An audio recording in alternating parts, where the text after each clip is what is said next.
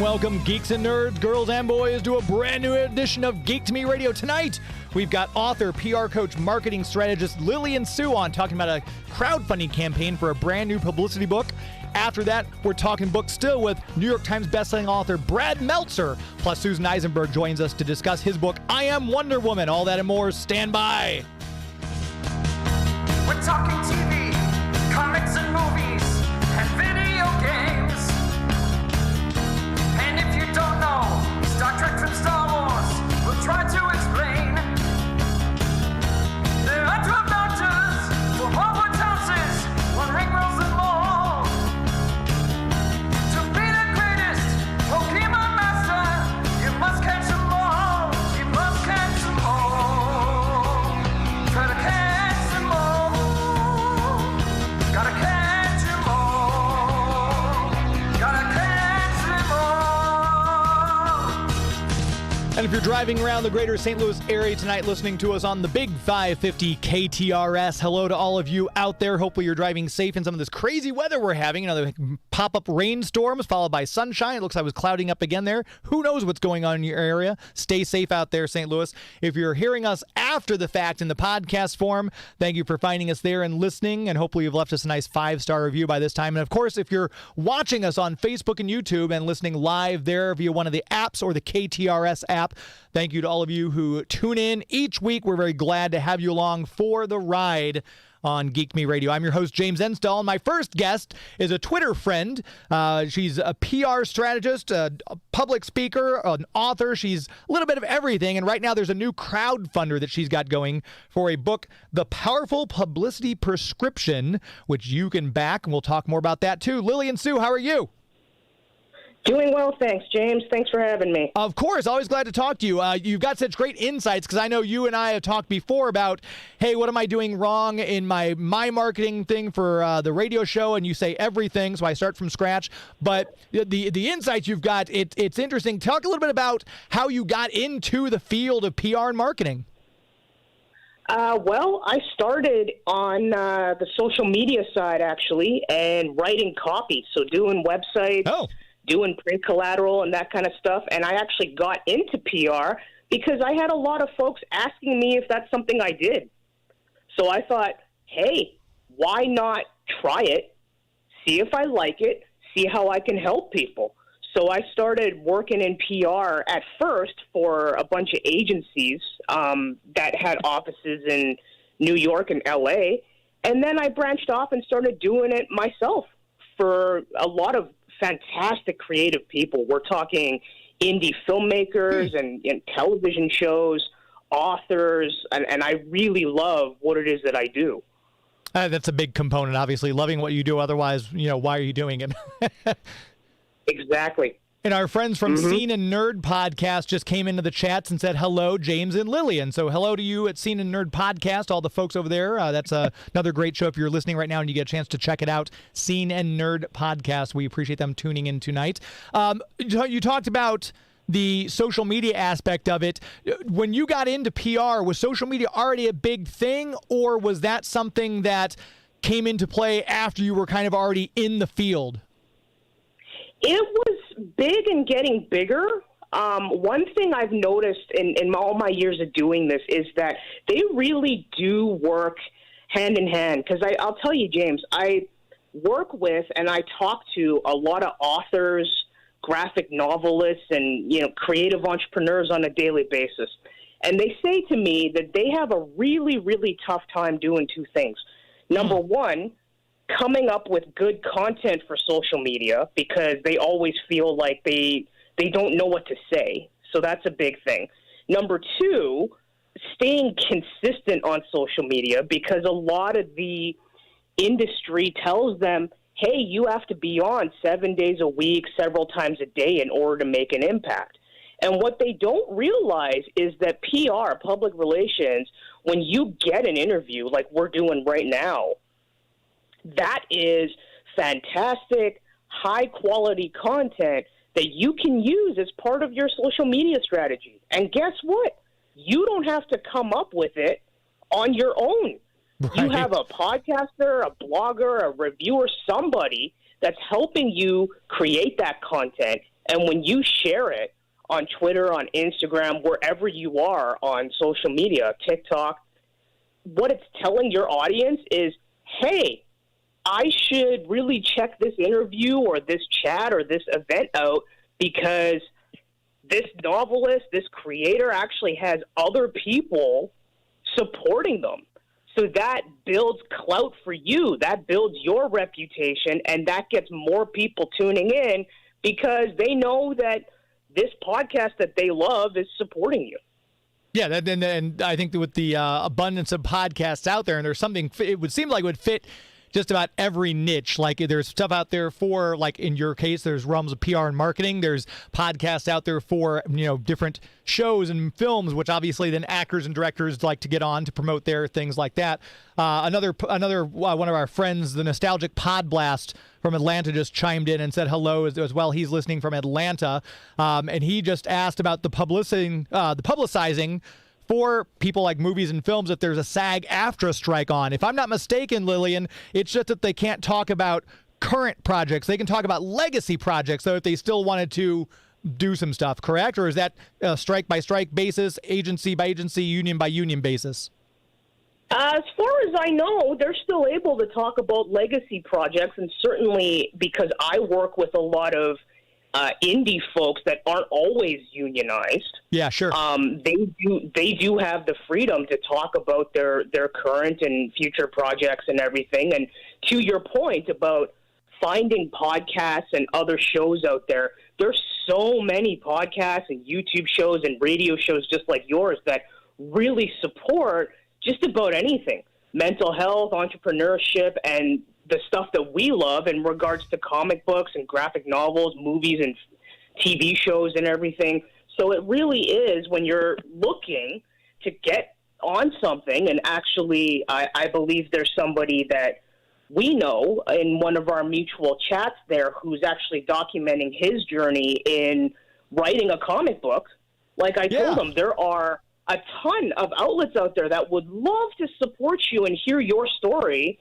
But it's a matter of you reaching out to them, right? This whole thing, PR doesn't have to be scary. It's about really figuring out what you want to share with people and then reaching out and building those relationships, because you have common ground with these people because you're interested in the same things.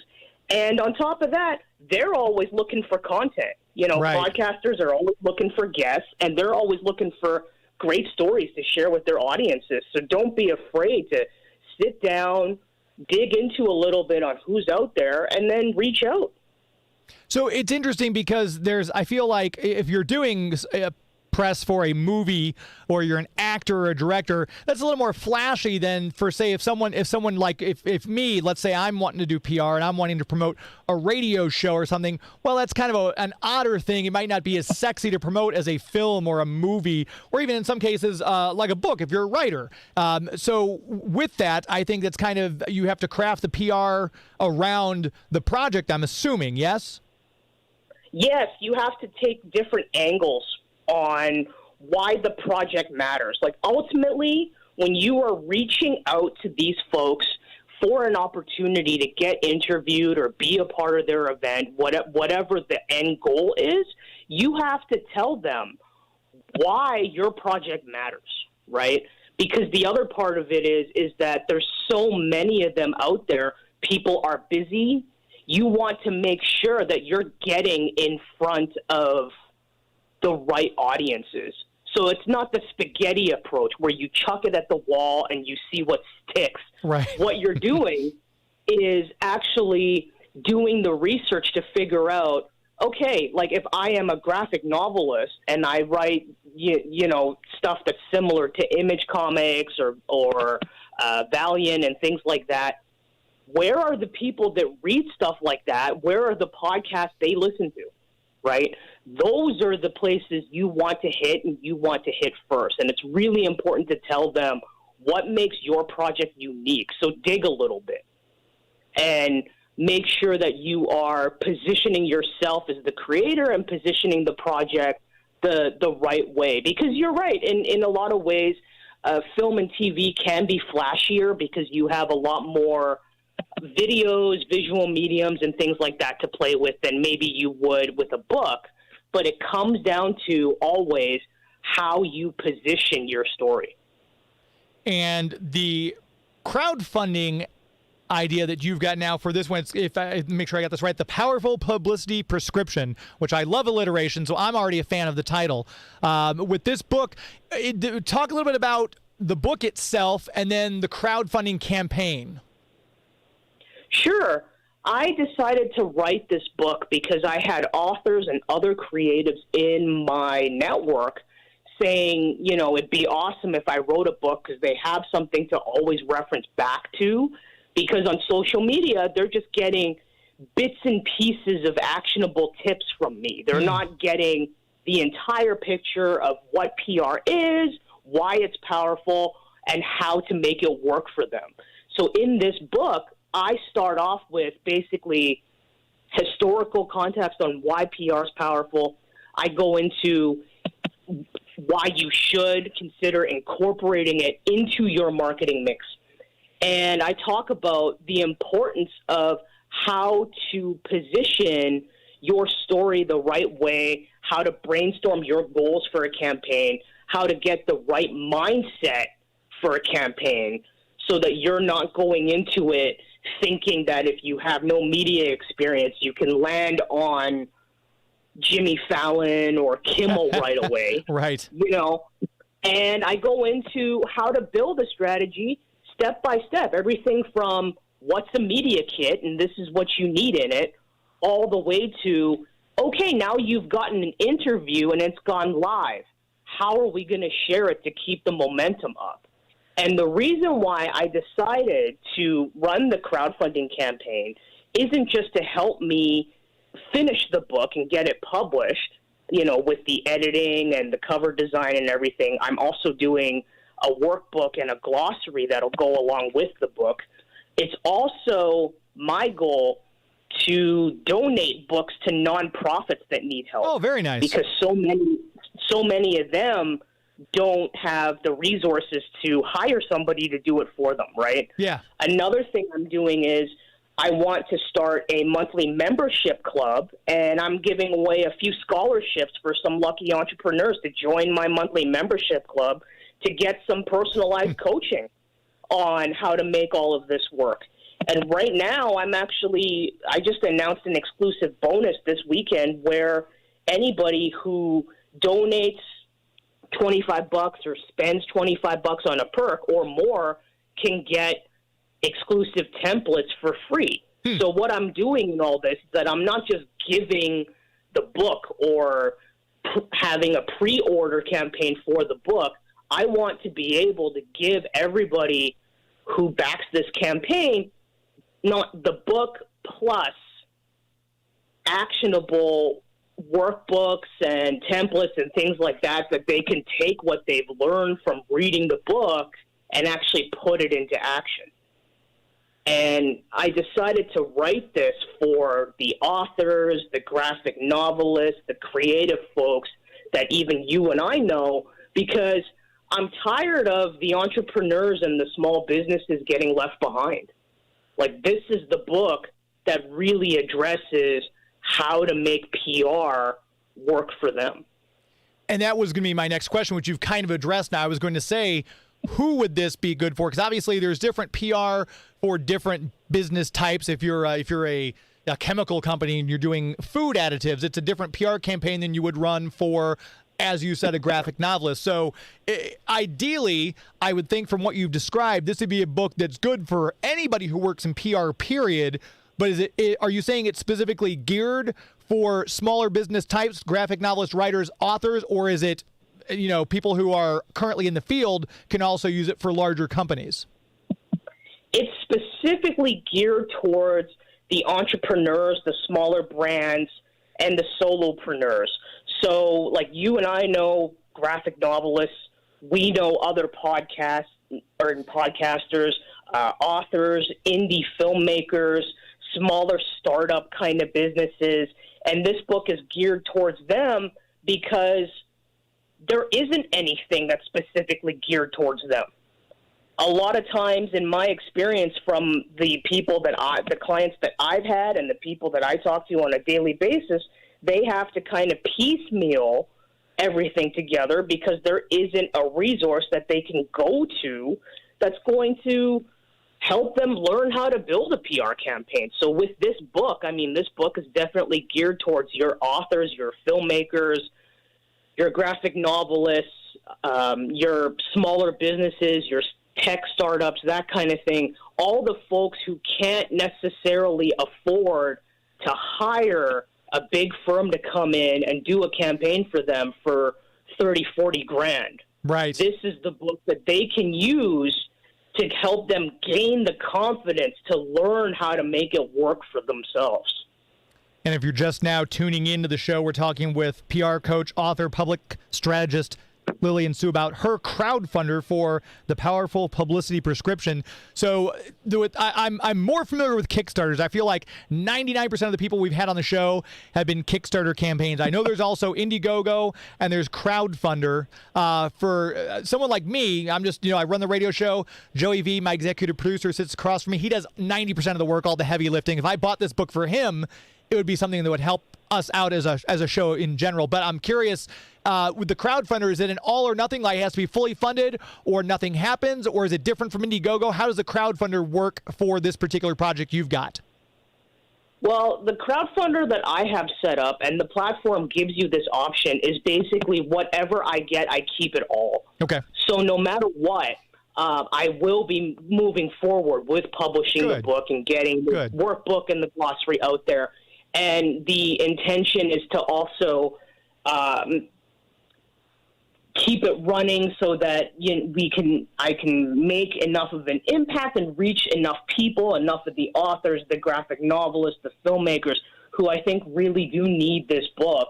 And it's, so no matter what, because it is a keep it all style campaign, I will be definitely publishing it. So all my campaign backers won't be wasting their time and energy in supporting this. Good to know. And again, if you're listening to this after the fact in the podcast form, we're going to have a link to the crowdfunder in our show notes. Scroll down to the bottom of the page, and it'll be right there. You can click on that.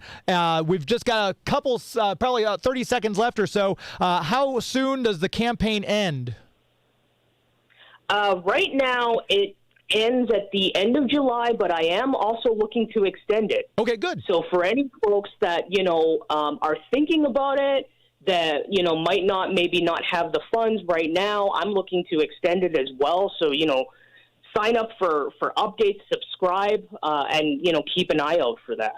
And if people want to keep up with you online, check out your other work, website, social media handles, things like that. LSue23 on Twitter, Lilian Sue, copywriter PR on Instagram, and in retrospect, writingservices.com as my website. Perfect. And we'll have links to all those in the show notes as well. If you scroll down to the bottom of the page after you finish listening to the episode, those will be down there. Lilian Sue, I appreciate your time. Best of luck with the crowdfunder, and hopefully we'll have you back on again. I would love to, James. Thanks for having me. Thank you. Have a good rest of your night. Be well. You too. Take care. There she goes, Lilian Sue. We'll have the link for that crowdfunder. Hopefully you can get in there. I know Chance was in the comments. Joey's already answered him, though, as to the cost and the crowdfunding status, so you can click that link there. We're going to take a very quick commercial break. We're going to come right back after this, our interview with Brad Meltzer and Susan Eisenberg talking I Am Wonder Woman. You're listening to Geek to Me Radio. Please stand by. From Kenner. You can spin around, sit around, even carry it around. Let's go inside. You can spin some more, like before, most anywhere you put it down. Sit and Spin, the indoor-outdoor take-along spinning toy. Wow! You can spin with one, spin with two. How you spin is up to you. Sit and Spin. You put it together. From Kenner's Discovery Time. I love nuzzling up to you, Wind Whistler. You're so soft. So soft. Lucy Davis. I play Etta Candy in Wonder Woman, and this is Geek to Me Radio. Come and listen. We're very, very nice. You are listening to Geek to Me Radio. I'm your host, James Edstall. Want to make sure we tell you about our premier sponsor, the Greater St. Charles Convention and Visitors Bureau. That's discoverstcharles.com. For those of you looking online, discoverstcharles.com. Lots of stuff going on. The weather is great. It's summertime. I see people out there all the time. We just were out there not too long ago, and it was just bustling. With the patios are crowded with people eating the food out there. There's people having their wine on the outside. There's people shopping, laughing.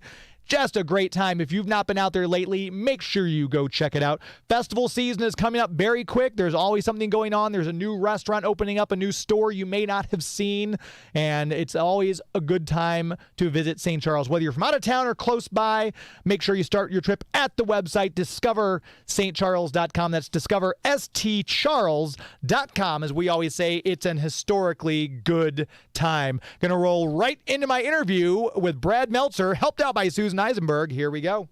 I'm very excited for my next guests. I've had them both on the show individually. I say guests, Susan basically co-hosts the show. But we've got Brad Meltzer talking about his brand new book in his I Am series, I Am Wonder Woman. So, of course, I also had to have the voice of Wonder Woman, Susan Eisenberg, joining us. Brad, Susan, I appreciate you both coming on. Woohoo! Yes, Susan and I know each other from Twitter and Instagram and social media, but we've never spoken voice to voice. So I love the fact that we don't just get to do an interview here, but it brings two virtual friends together and makes them real friends. That makes so me very wonderful. happy. And you know, it's funny because people talk about social media and how horrible it can be, but in my experience, it's just been a gift because, you know, without gushing too much, I got to meet people like you, and I met James through social media. So it's just been a win all around for me, anyway. I said not many good things come from Twitter these days, but getting to know you on there has been one of the true treats. I think Mike Tyson said that Twitter is basically like Fight Club for people who have never been in a fight. I think I thought that the quote that he said that I loved, which he said, there's a lot of people talking smack because they don't know what it's like to get punched in the face. Right. Yes. Oh, it's so true. It's so true. It gives people so much courage that don't, you know, and they're using it in all the wrong ways. It's just, yeah. Anyway. And listen, talk about the perfect segue to talk about, you know, what to do when you have power and use it in the right way. Exactly. That's all about what Wonder Woman is. And I love the story. You forwarded me the pages for this, Brad, and I shared them with Susan as well. It struck me very much as it's kind of following the movie with Gal Gadot came out, but there's all these loving nods that you put in to the various creators who have worked on the story. So kind of walk me through the process when you're formulating this brand new book in the I Am series. How do you decide to start? What kind of stories do you decide to follow? How does that all come together for you? I mean, listen, that was my question, but I'll let you have it, James. Thank you. Yeah, I mean, you know, the truth is it all has to follow one rule first. And this was a series that my buddy Chris Eliopoulos and I, who's the artist on the books, have one rule we follow, which is this series was launched to give our kids better heroes to look up to. And we spent years doing Amelia Earhart and Abraham Lincoln and Rosa Parks and Dr. King, and trying to give our kids heroes of compassion and kindness and perseverance. But what we eventually reached was, you know, those of us who grew up on superheroes realized that we learned even more amazing lessons from Superman and from Batman and, of course, from Wonder Woman. So we always start with trying to give our kids, not just let's tell a cool story, because we can tell anybody, any character, but what's the core lesson? And, you know, as you saw, we honor everybody. There's no rule. It's not just the Wonder Woman movie. It's not just George Perez's Wonder Woman. It's not just, you know, DeMatteis when he did it back in the day, or Phil Jimenez, or anyone else who's worked in it, or the great Susan Eisenberg, right? I mean, to us, every version. And when I went to DC Comics years and years ago, they said to me, here's how continuity works. They said there's continuity that will never be changed. Superman comes from Krypton. Batman's parents die. It's sacrosanct. You don't change it. He said, and then there's, the stories that people tell and people enjoy.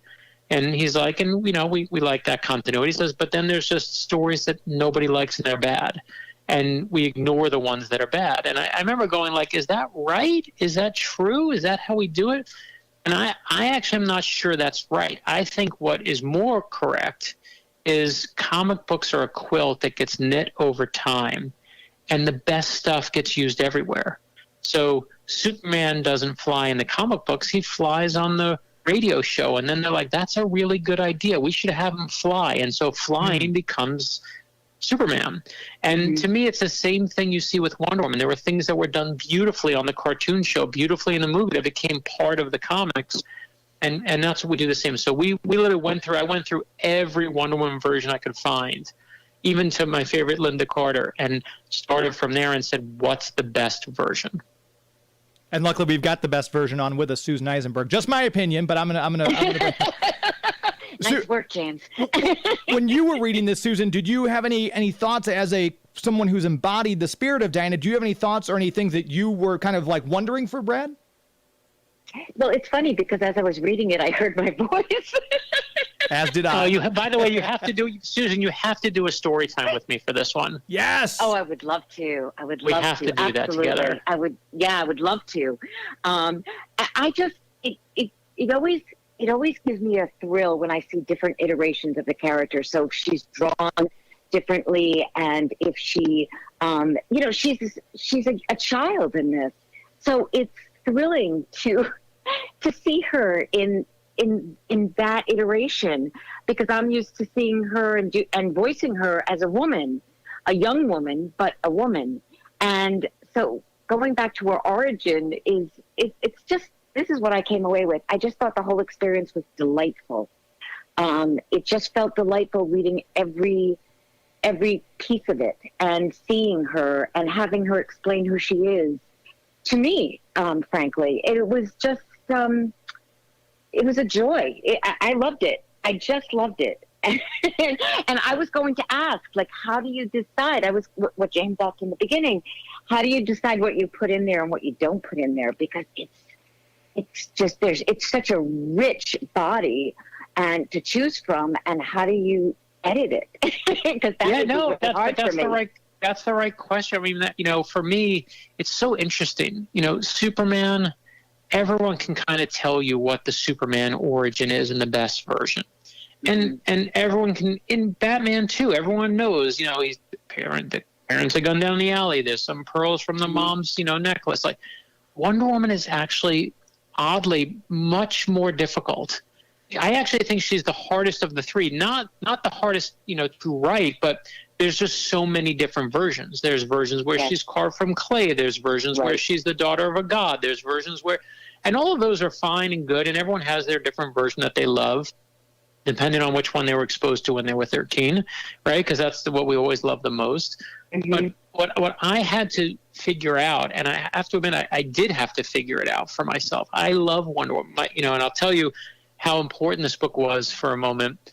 My wife is she was a pristine student in school. Like, she went to Harvard, she studied hard, she's like, an A-type personality, never gets in trouble, straight and narrow, and always on the straight and narrow. And the only time that she ever got in trouble, ever, was when she was in kindergarten, and the teacher told everyone to sit down, and she couldn't help but stand up and spin around like Linda Carter Wonder Woman. and the teacher on that day put her name on the board, and what they would do is they would put a sad face next to the name, I joke, but it's true. That's the last sad face my wife ever got in her whole life. Right? But my wife is like, Brad, if you screw this book up, I'm going to murder you. This is the most important hero of my life. She grew up, obviously, loving Wonder Woman. But for me, as much as I love her, I was like, we all know where she's from, and we all know what we love about her. But I think that the tricky part for me is figuring out why she does what she does. Right? And Superman, if you say the why, it's because he came to these parents who came rocketed down. He came to Kansas, and they taught him how to be a good person, right? And if you say parents were gunned down, and he wants to stop crime so no child ever again has to experience what he went through. We know why he did what he did. But I had to really think about why does Wonder Woman do what she does? We know what she does, but why? And I called my friend Alan Heinberg, who's the screenwriter for the first Wonder Woman movie, and I spent an hour on the phone with him saying, tell me everything you love about her, and talking to him about, because to me that what the Wonder Woman movie did do is it did do to me the best why. And he cracked it open for me when he explained to me is that, I will say, making someone a warrior for peace, I was always like, I don't know what that means. Is she a warrior or is she for peace? Like, I don't know how to square that. But why does she do what she does? And we talked about it, and he said, listen, the Paradise Island, right, itself, it's hidden. It keeps the Amazon safe. And they teach her, if outsiders come here, you have a responsibility to our people. If they need help, you got to be there.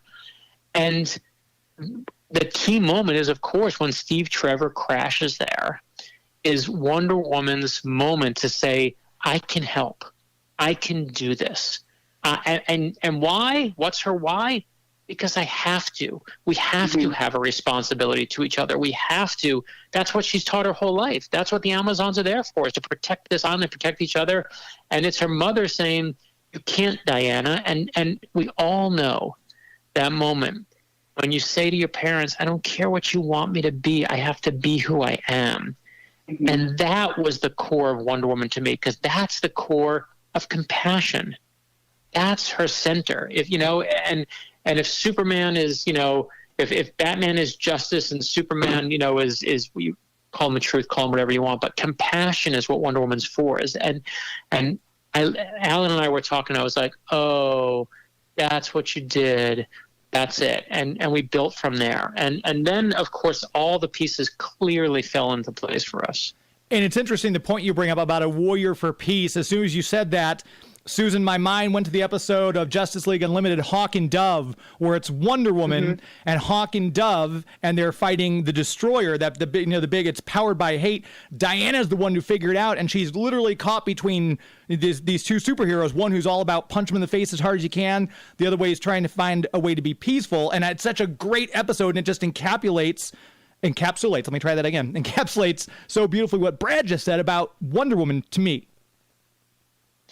I agree 1,000%. And also, like, the word compassion comes up all the time when discussing her. I mean, the warrior and the princess come up too, because I remember being directed by Andrea Romano to make sure I had both those pieces.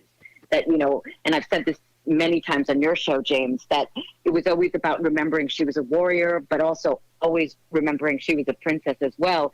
But the compassion piece is always there for me. Always, always. And for Bruce and Andrea. And I think when you look at a Linda Carter or you look at a Gal, when you see those TV shows and that movie, I think what was so brilliant about the casting of those two women is that there was just something about them that the compassion came through. And I think that's like a missing ingredient sometimes, is that ingredient that is the character, and you can't act it. It either is there or it's not there. And I think in the cases of Gal and Linda, they were just there. It was just in them. And I think that's why, they resonated with an audience. And I know. No, listen, that's exactly right. I mean, the thing that and you hit it right on the head, you have to be strong. And that's easy to find in actresses, right? Yes, absolutely. And you have to be, that princess side, right? You have to have that softness too. The regal. But you have to be regal. But the hardest part is that unknown. It's the X factor. And I think it's what you have in your voice. It's what Gal has. It's what Linda Carter has, right? It's why everyone loves Christopher Reeve. It's not, you can't put your finger on it, but you just know it's the right thing. And for me, 100%. That's the compassion side. there's, when you read and this is a kid's book, right? We show her as a kid all the time. She's always drawn as a little kid in the book by Chris. And the reason we did that when we first started doing this kids book series is, the editor said, well, why don't we show them getting bigger when they get bigger? So we had Amelia Earhart was our first kids book. And I had Chris Eliopoulos. I said, okay, fine. When she grows older, draw her as an adult. And he drew her as an adult.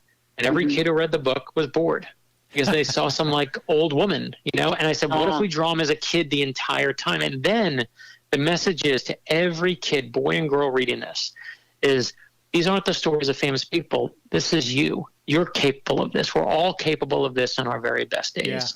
And there's a line from the book I'm just going to read to you.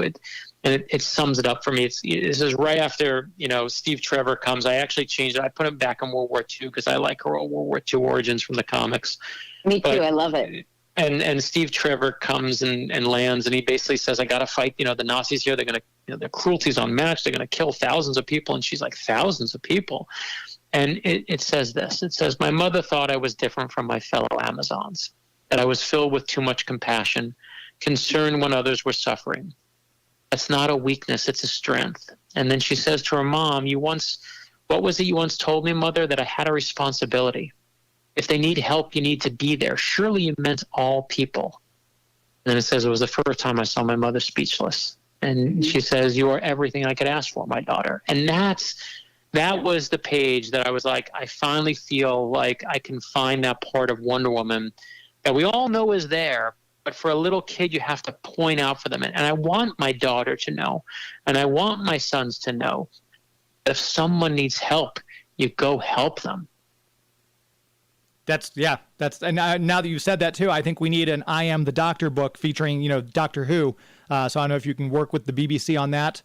But I would like to make. I want to make it like a TARDIS where when you open the book, it's longer on the inside. Oh, that's perfect. I know you came from the comic book world. I mean, not you came from the comic book world, but you've obviously worked heavily in comics. And I think, if I'm not mistaken, we talked before, you grew up reading all these comics. You've got a collection. Susan came from it from a different standpoint. She never read Wonder Woman comics, and this was kind of her first introduction. So when Susan, for you, when you're reading Brad's book now with this, is it pretty much the stuff that you were kind of given as notes saying, here's how you find the voice, be it from Bruce or Andre or anybody else? Or is this kind of a slightly different take than you were expecting? No, it wasn't. I didn't have an expectation from Brad's book. So it was just every moment was a surprise. And that's why I said it was delightful, because I didn't know anything about it going in. And so it felt like an accumulation of things I've read and seen, not necessarily, from Justice League, of course. Steve Trevor, but just so many other things as well. Having this job has allowed me a window into Wonder Woman, and from the comics, from the cartoons, from the live action. So I've educated myself and looked at so much of it. So this was it was like a compilation of it all. And it was like, oh, there's that piece. Oh, that's okay. Oh, that's how you pronounce the mascara. No, I'm kidding. But it was just all there, but it wasn't one thing. It wasn't like, oh, that's what Andrea said. It was so many things. And, it was just an experience. I was just going to ask, with movies, obviously we see these movies, there's a lot on the cutting room floor that doesn't get in. When you're doing a book like this, do you pretty much have your roadmap done, or was there stuff that's like, I'd love to include this, but we can't, and stuff gets left on the air quotes cutting room floor, even for a book like this? And before we get to that question from Brad, we're going to let you know about our premier comic book shop. We're talking Wonder Woman, for crying out loud. Of course, we're going to talk about Bugs Comics and Games. Go to their Facebook page, Bugs Comics and Games. Give the Facebook page a like. If you are wanting to get this particular book from Brad Meltzer, I Am Wonder Woman, give Larry a call at Bugs Comics and Games, or pop by the store out there on Bryan Road and say, hey, can you order this? Chances are he will be able to do that. There are comic books that he might not always carry, like Shadow Man from Valiant, but I'll say, hey, I'm kind of curious about this storyline. He'll get it for me. He'll put it on the order list along with a few other copies and things like that. So it's a great resource if you're wanting to get a certain comic and maybe you can't find it. Go out to Larry. He will order it for you to make sure you can get it at his store, Bugs Comics and Games, on Facebook. Give the page a like. And of course, if you're in the greater St. Louis, St. Charles area, drive by the store out there in O'Fallon, right off of either the Page Extension or Highway 70 on Bryan Road, back to the Quick Trip. Cheap gas at the Quick Trip, by the way. That's why I always fill up when I'm out there too, because it's cheaper than any place else around. But it's a great place to go in if you're selling comic books, if you're buying comic books, if you're an old-time reader, long-time reader, brand new reader, and you want to start reading the current Wonder Woman and everything else that's out.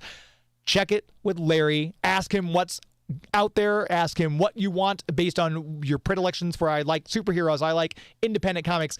He's got it. First of all, he'll be able to say, here's what it is. Here's why you should be reading it. Here's why it's good. Like the Vanish comic from Image is great, and he recommended that to me. I loved it. Not usually an independent comics guy, but this was a great read. Larry knows his stuff. Bugs Comics and Games, once again, the official comic book sponsor on Geek to Me Radio. Make sure you get out there, check out the store, and give their Facebook page a like. Bugs Comics and Games on Facebook. That said, let's go back to Brad Meltzer and Susan Eisenberg talking about what Brad was able to incorporate from the various Wonder Woman fandoms and other writers and what DC Comics let him use.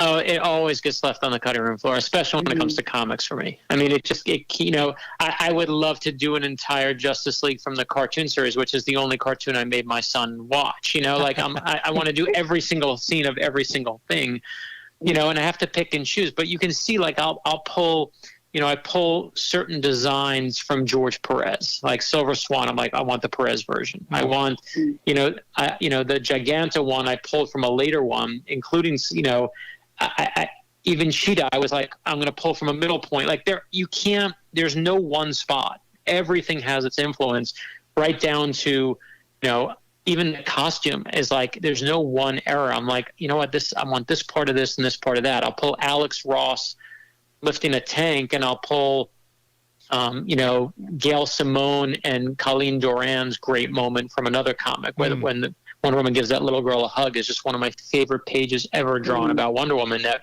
we recreated, because we were like, this is a beautiful version and we want everyone to see this. So, and then there's obviously things from the movie and there's things from the TV show. And, the opening scene, the opening spread is literally her spinning around, changing from Diana to Wonder Woman. I was like, my wife, I had the moment where I said, okay, and I sat next to her, I sat my wife down, and I gave her I Am Wonder Woman. Here's the book for our daughter. Here's the book that's going to teach our daughter that it's important to be a strong woman, that anyone who underestimates you or forget how strong you are, they will be so sorely mistaken. And I sit down, and my wife, all these years, opens the book, and she sees Diana Prince spinning into Wonder Woman, and she's like, oh, I love this book.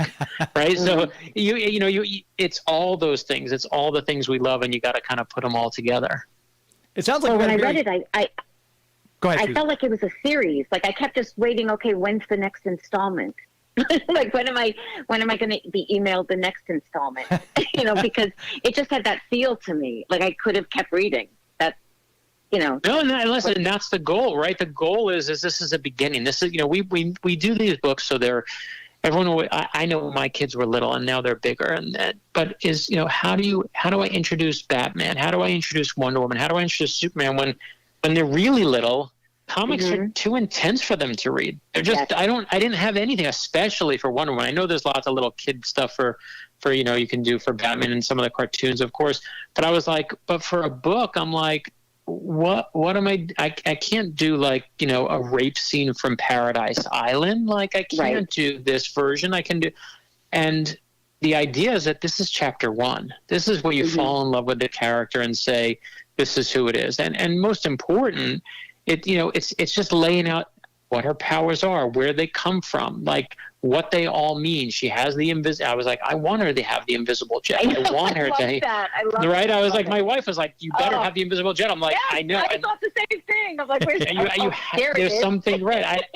And my wife always is like, she can't fly because Linda Carter never really saw flying. And I'm like, she can fly. So I made it in there. It says like Cheetah says she can fly, and she's like, I can fly, because I'm like, I need to lay out my daughter's still like, she can't fly. She's not. I'm like, she's as strong. She can fly. She can do all these things. So we lay it all out. And then, my favorite moment, again, full credit to Gail Simone and Colleen Doran, is she says, people think my greatest power is my super strength or my speed and my reflexes, my magic.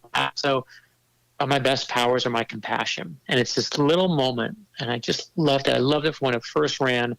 And there's this little girl, and she says, Wonder Woman, wait for me. And Wonder Woman's just kind of walking away. And she says, and a soldier leans down and says, it's just some regular girl. And Wonder Woman says, Private, there's no such thing as a regular girl. And the little girl comes up and says, can I just give you a hug? And the girl hugs Wonder Woman and says, I have your action figure. And Wonder Woman says, do you? Perhaps someday I'll have yours. And her best power, she says, are my compassion, my determination, and my commitment to fight for what is right and good. And I was like, that moment when I saw in the comics, I'm like, we have to use that here. This is how you teach the difference between Superman and Batman and Wonder Woman. This is what only Wonder Woman can do best. I'm dialing in Gail Simone right now, so hang on one second. Of course. I'm kidding. Those moments really do change lives. I mean, like people can track those moments in their life. Like when I saw this, when I read this, which is why representation is so, so important, because it does change lives. It changes the trajectory of somebody's life, or it has the power to. I firmly believe that. Oh, listen, I mean, one of the lessons we take, and I'll read another little part, it says, in my life, people kept telling me what type of girl I should be. And this is not just Wonder Woman. This is me talking to my daughter, but this is in I Am Wonder Woman. It says they were trying to protect me, telling me I couldn't fight, couldn't train, couldn't leave. But there's nothing I can't do, and there's nothing you can't do. There'll be times when people try to limit you. Don't let them stop you from being who you are. Sometimes we all feel a bit invisible. Other times we keep part of ourselves hidden, but I promise you we all have a superhero inside us. And I need my daughter to hear that lesson. I need my sons to hear that the world needs powerful women. And to me, that's the best part of all of this, is giving that message to my kids and teaching them that, those powerful women and that you can see the power in each other. Amen. I mean, seriously, amen to that. When you were going through, I'm trying to remember, and you might know more than I, Brad, because I will admit I'm not as familiar with all of Wonder Woman's backstories. I'm trying to remember who was the person who first, because she had the invisible jet for so long. I'm trying to remember what writer gave her, because I think John Byrne said she had the boots of Mercury, and when she got the gauntlet of Atlas, wings on them. Yeah, was that right? So was he the one? And that's the thing, is she has the most changed powers depending on who's writing her. Yeah. Right? Like sometimes she's the daughter of Ares. She's the daughter of Zeus. Right. She's the daughter of this, she's carved out of clay.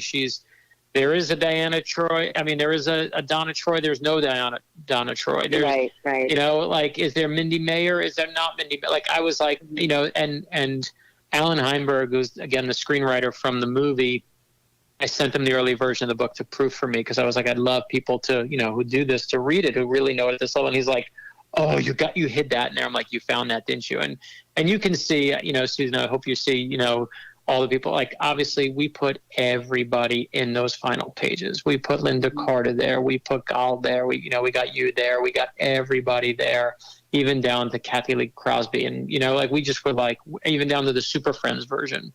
We put every version that we could and packed them in there, because we just were like, this, it's never just one version. And again, for the invisible jet, there are people now who are like, they don't use the invisible jet. And when you can see the invisible jet, you can't see her in it, and she should be covered up or else. And I was like, no, I need to have the invisible jet windows open so you can see her. And what I wrote in the line in there, and I added, is I said, I like keeping the windows down so everyone sees the powerful woman coming. That was great. I loved it. Yeah, because I always wondered how that works, because if she's inside, no one should be able to see her. Otherwise, it looks like she's just sitting down flying. We're like, well, she must have a jet. So that was always kind of the little kid brain kind of bugged me when I was watching Super Friends back in the day. Of course, and that's why I had to do it. I was like, she's keeping it down. The only reason you see her is because she wants you to see her coming. See her, right. I'm curious, when you're working on the books like this, you reached out, obviously, you said, to the screenwriter of Wonder Woman the movie. DC's kind of said, yes, you can use these characters. As you're incorporating, do you reach out to some of the other writers and say, hey, I mean, DC's giving you the license to do it, so you don't have to, but do you still reach out to Gail Simone? Do you still reach out to some of the other writers like David and Meredith Finch or anything like that? Or was it just, no, I've got it, I'll put the homage in there and hope they appreciate it?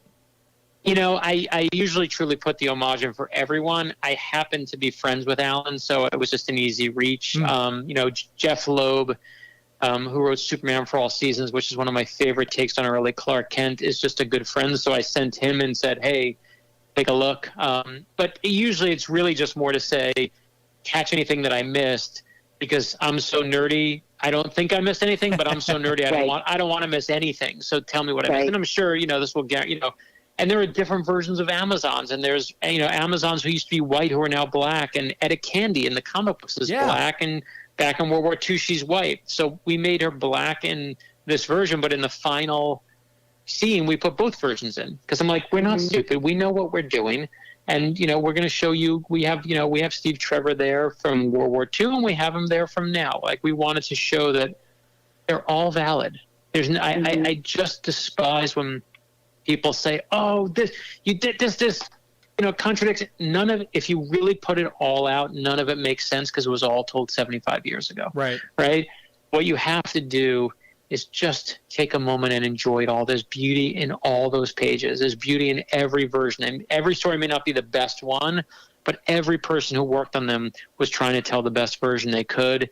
And whether it was in cartoon, whether it was in TV, whether it was in film, whether it was in comics. And my belief is, show some love to it all. It all deserves your attention. Yeah, well said. And I was going to mention that you didn't need to really, you live with Wonder Woman. So you didn't really, you had your wife right there. Trust me, I dedicated the book in the end. I read you that line. It says, for Lila, who's my daughter, it says, "You are everything I could ask for my daughter," which is what, Wonder Woman's Diana mother says to her. Yeah. And then it says, "And for Corey, my other Amazon, for never hiding your power."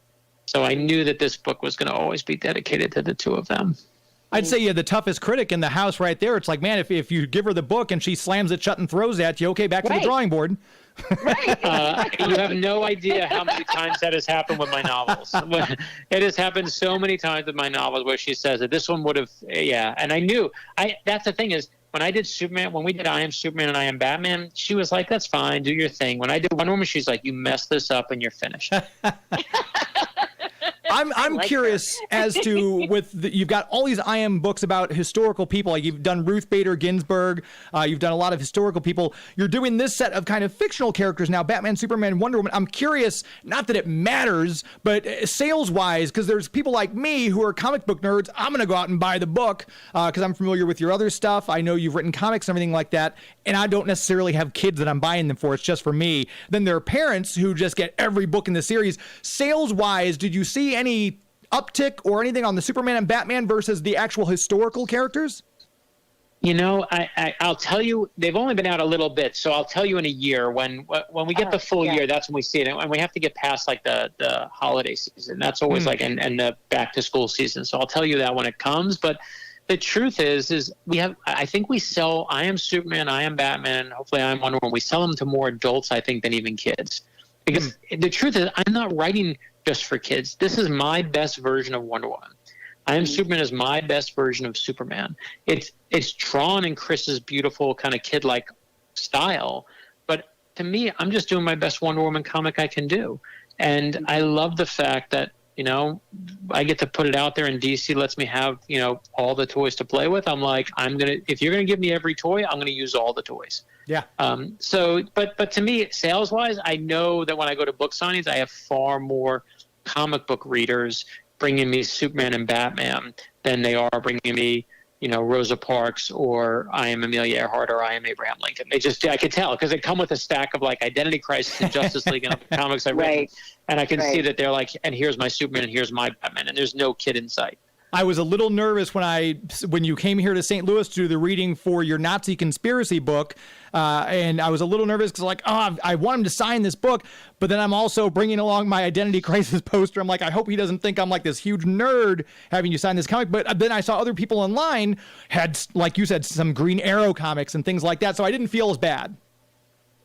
No, and listen, no one can be nerdier than me, right? Like, you have nothing to worry about.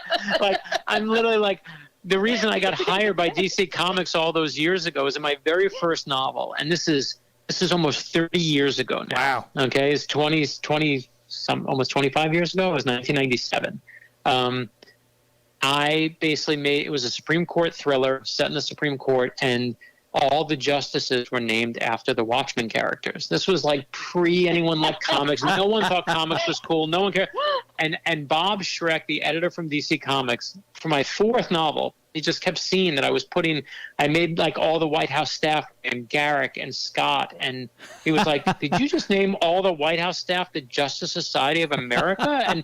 And you have to be like, and it wasn't like Bruce Wayne and Clark Kent. It was like deep cuts. And Bob Ted Schreck Grant. waited for my fourth novel. Ted Grant was one of them. Said, waited in line. He was the last person in line. And he said, I see all these references you're putting in your books that nobody's getting but us real nerds. And he's like, would you like to write Green Arrow? And I looked up at him from the book sign. I said, I've been waiting my whole life for someone to ask me that. And so people ask me how I broke into comics. And I'm like, I wrote 4 novels and just showed how nerdy I was. So you have nothing to worry about. So people bring everything to my comic signings, to my book signings, to TV signings, anything I do it for, whether it's, the cartoon show that we do on PBS Kids, Xavier Riddle, even the premiere of that. People bring thrillers. They bring Nazi Conspiracy, which is about the Nazis in World War II, and then they'll bring Green Arrow and Identity Crisis. So we service all nerds of all shapes and sizes. I can't stress enough, too, how great that last book you had out, The Nazi Conspiracy, was, because I blew through. I'm a World War II kind of a nerd, and I loved reading all that stuff and just was absolutely fascinating. And then, what's your next book? I Am Wonder Woman. It's just the versatility is just ridiculous. I mean, you must be like the envy of every other writer out there, the way you pivot from something that deep and serious and heavy to a kid's book. But what did I put in the Nazi Conspiracy, and because you read it, is I literally put the covers of Captain America in there and the launch of Superman in there, because I was like, you would not have these characters but for World War II, making all these people scared of Adolf Hitler and Nazis encroaching on our shores. And suddenly here comes this character in red, white, and blue, Wonder Woman in red, white, and blue, Captain America in red, white, and blue. The first issue is 2 Jewish creators punching Adolf Hitler in the face. Yes. Right? That's what Captain America is doing on his first cover. And this is before we're at war. This is when they're just Jewish creators going, we got to fight back. America's not fighting back yet. We got to fight back. And it was comic books that took that first stand. It was the Three Stooges and Charlie Chaplin who took that first stand. Not the Three Stooges, Charlie Chaplin, who made The Great Dictator. And, were the first ones who made parodies of Hitler and said, we got to take a stand. And so I love when we did the Nazi Conspiracy, putting comic books even into that to show the power of what this medium can do for people. Susan, did you have anything else that you'd want to ask Brad about, or anything, comments on the book or anything like that? I just, I'm just giddy that I get to be involved with this conversation because it's such a treat. And I've been a fan of Brad's for so long. And, like we said in the beginning of the show, it's a kick that the kinds of people I've met. And he's like one of those people. It's like, oh yeah, I know Brad. Listen, no. Twitter friends. No. I've spent the last half hour talking to Wonder Woman, so I think I won on this one. This is because I'm going to tell all my friends tonight. Guess who I spoke to today? I spoke to Wonder Woman. So thank you, and I mean it. Thank you for inspiring. There are so many girls and boys out there who watch what you've done and listen to who you are, and they do the most important thing, Susan, in the whole world when you're a kid, is they believe. And I don't mean just believe in Wonder Woman as a character. I mean in Wonder Woman as an ideal. They see this strong woman. They see, someone who's, yes, she's armed with shield and sword, but as it says in the book, her first instinct is to love. And you heal the world by realizing we're all in this together. And that's what is, to me, as it says, the front of the book always says the title, I Am Wonder Woman, but the back cover of the book, you haven't seen it because you read the earlier versions before there's a cover, but it always says what the moral value is. And it says, I am Wonder Woman and I see the power in you. And you get all those kids out there who listen to you. You let them see the power in themselves. And that's the best gift you can give to anyone with your art form. It's incredible. Thank you so much for saying that. That you just made my week. Thank you very much. No, listen, there are thousands of kids who are part of your legacy and what you do. You just don't even think about it because I know you think you're just doing what you do, but it matters. Like you said, it always matters. And just I'm always blown away that when Susan does these conventions, she'll put pictures on her social media of these little girls coming up dressed as Wonder Woman and giving her hugs and everything like that. It as warm as my little nerd heart to see that. Please, of course, the best. It's the absolute best. I mean, listen, I came out of when I saw Spider-Verse. And there was one little kid in a full Miles Morales outfit, and he was jumping around. He couldn't have been 3-4 years old. And I was like, this is why I'm here. This is the moment. And it's one of those things too, Brad, you mentioned Justice League. I'm not going to keep you too much longer, but you mentioned Justice League cartoon, and it's one of those things I'm always astonished because there's people my age who enjoyed it when it was out on Cartoon Network, and then there's people who have kids and they're showing it to their kids, and their kids are coming up, and you're seeing a couple different generations of people who coming up to George Newbern and coming up to Susan Eisenberg saying, I watched it, now my kid loves it, and they're getting stuff signed, and it's just one of those shows that has, I think it's literally timeless. Well, I watched it myself. I bought the box set because I wanted, when they did remember the old box DVDs, I bought it because I was like, I want my kid to see it. And now I don't even have to because it's all my oldest saw it on the box set. My youngest, so much time passed, we got to watch it recently. We were watching on streaming now, and so it's so funny. I've watched it in every version it's been, and it's still spectacular. It holds up in every level. That's a huge testament, obviously, to the cast that puts those voices in, and the writers, Dan Reba, and everyone who wrote and directed on the show as well. Obviously, it's such an amazing show. Of course, and listen, and listen, when the voice of Batman passed away last year, I mean, all of us who loved them and loved his work and loved all that, we know that power is Susan, I remember what you posted about everything back then. This stuff matters to us, those of us who love these heroes. So when you get a chance to do something like I Am Wonder Woman, I was like, yeah, I'm doing it. I can do it. We'll do Mr. Rogers next. Mr. Rogers will go next, but we got to do Wonder Woman. And I'll look forward to Mr. Rogers because that sounds incredible. Also, the Mr. Rogers book is one of the only books. I think there's only two, maybe three, that while I was writing it, I was crying. Like it made me cry. It was so special because again, he's. Like Superman, like Wonder Woman, they just have this thing that teaches you about goodness and kindness. And that is, that's all I'm trying to do. And so rare these days. So bring it, because that's the thing is, our kids we need it so much. Our kids are starving for heroes, and your kids will pick heroes. Your nieces and nephews will pick heroes. You might as well have some say in it. Yeah, absolutely. And we need heroes. I mean, I feel like I need it. I want to believe, in the goodness because it gets tested so often these days. So, I think we're starved as well. We 100%, 100%. We're all looking for something. I mean, that's why, whether it's Mr. Rogers, like I said, or Superman or Wonder Woman, I need that too. I need it. I need it every day. I mean, I find myself I can go online on my Instagram, I go on Facebook, go on Twitter, go wherever. And if I scroll, I'm like depressed in 2 minutes. I'm literally, or I'm outraged, or I'm mad, or I'm something. And then I have to find one of those good news stories that's like, show me a soldier coming home from the war with the Harlem Globetrotters. Show me all the things I love together. Give me a kid dressed as Wonder Woman hugging Gal. Give me any of those things, hugging you, like.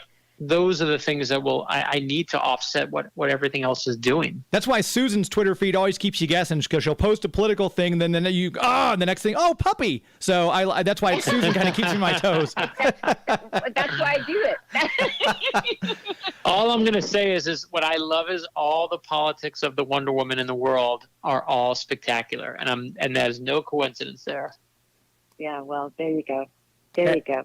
And again, if you're listening, we'll have a link to where you can get I Am Wonder Woman. We always say, though, please, please, please go to your local bookstore, get it there, shop your small business. If you don't see it on the shelves, ask. They can probably get it for you. And I believe since it's the I Am Wonder Woman book, I know Larry, my comic book guy, was able to get some into his local comic book shop. So if you're listening, you can always ask your local comic book shop to carry those as well. Brad, I appreciate your time so much today. Thanks for talking, and we'll hopefully have you on again for the next one. Love it. Can't wait, Susan. What an honor.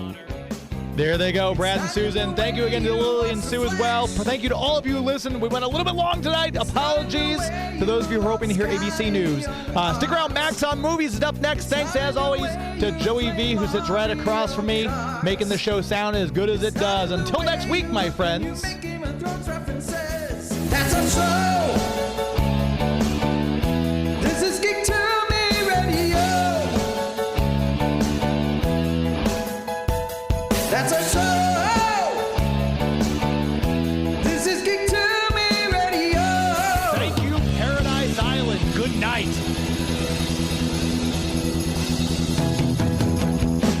KTRS St. Louis.